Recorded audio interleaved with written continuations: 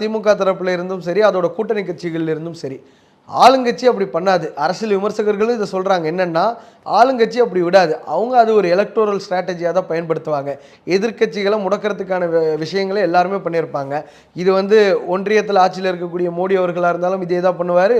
இங்க ஸ்டேட்ல யார்ல ஆட்சி இருந்தாலும் அவங்களும் இத தான் பண்ணுவாங்க. அந்த ஃபார்முலாவ தான் கடைபிடிப்பாங்க. நம்ம அத மக்கள் மத்தியில எவ்வளவு தூரம் எக்ஸ்போஸ் பண்றோம் அப்படிங்கிறதுல தான் இருக்கு. இதே தடை விஜயகாந்த் மீதும் இருந்தது, மூப்பனார் மீதும் இருந்தது, இப்ப விஜய் மீதும் இருக்கு. அதெல்லாம் நம்ம எடுத்துக்க கூடாது. ஜெயலலிதா அவர்கள் ஆட்சி காலத்துல கலைஞர் மீது இருக்கும். கலைஞர் அவர்களுடைய ஆட்சி காலத்துல ஜெயலலிதாவுடைய பிரச்சார வாகனத்த கான்வாய திருப்பி விட்ட வரலாறுலாம் இருக்கு. அதனால அத மக்கள் மத்தியில எக்ஸ்போஸ் பண்ணலாம். அது ஒரு நல்ல வாய்ப்பு அப்படிங்கிறதையும் சொல்றாங்க. மக்கள் மத்தியில அத எக்ஸ்போஸ் பண்றதுக்கு ஒரு நல்ல வாய்ப்பாவும் இத விஜய் அவர்கள் பயன்படுத்தலாம்.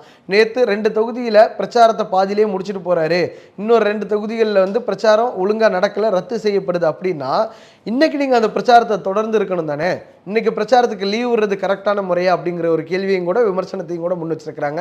இன்னொன்னு விஜயகாந்த் அவர்களுக்கு ஒரு 10, 15 வருஷத்துக்கு முன்னாடி எந்த அளவுக்கு ஒரு சைபர் தாக்குதல் நடந்ததோ, ஒரு ஆளும் அரசாங்கம் என்னென்ன அவதூறுகள்லாம் பரப்பியதோ அதை விட 2 மடங்கு 3 மடங்கு அதிகமாக இன்னைக்கு விஜய் மேல பரப்புறாங்க அப்படிங்கிற ஒரு குற்றச்சாட்டையும் ஆதவ அர்ஜுனா உள்ளிட்டவர்கள்லாம் முன்வைக்கிறதையும் நம்ம பார்க்க முடியுது.